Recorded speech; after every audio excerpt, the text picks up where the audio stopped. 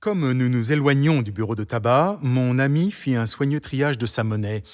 Dans la poche gauche de son gilet, il glissa de petites pièces d'or. Dans la droite, de petites pièces d'argent. Dans la poche gauche de sa culotte, une masse de gros sols. Et enfin, dans la droite, une pièce d'argent de 2 francs qu'il avait particulièrement examinée.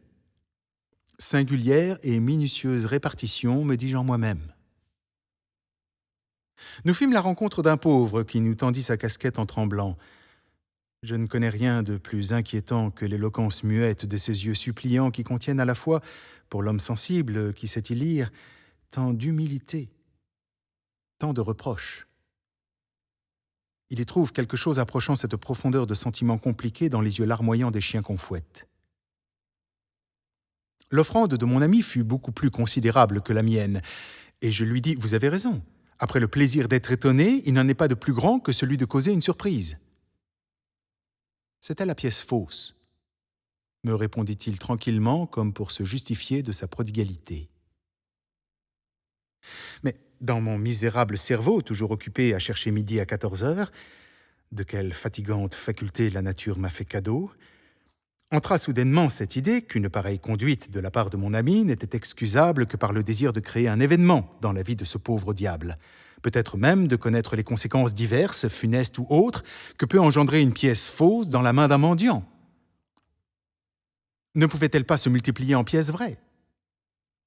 Ne pouvait-elle pas aussi le conduire en prison? Un cabaretier, un boulanger par exemple, allait peut-être le faire arrêter comme faux monnayeur ou comme propagateur de fausses monnaies. Tout aussi bien, la pièce fausse serait peut-être, pour un pauvre petit spéculateur, le germe d'une richesse de quelques jours. Et ainsi, ma fantaisie allait son train, prêtant ses ailes à l'esprit de mon ami et tirant toutes les déductions possibles de toutes les hypothèses possibles. Mais celui-ci rompit brusquement ma rêverie en reprenant mes propres paroles.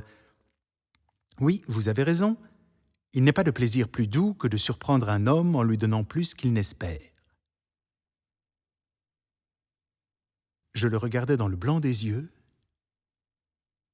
et je fus épouvanté de voir que ses yeux brillaient d'une incontestable candeur.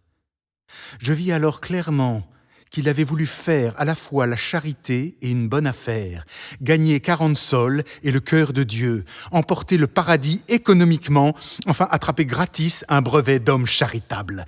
Je lui aurais presque pardonné le désir de la criminelle jouissance dont je le supposais tout à l'heure capable.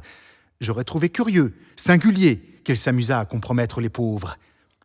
Mais je ne lui pardonnerai jamais l'ineptie de son calcul. On n'est jamais excusable d'être méchant, mais il y a quelque mérite à savoir qu'on l'est. Et le plus irréparable des vices est de faire le mal par bêtise.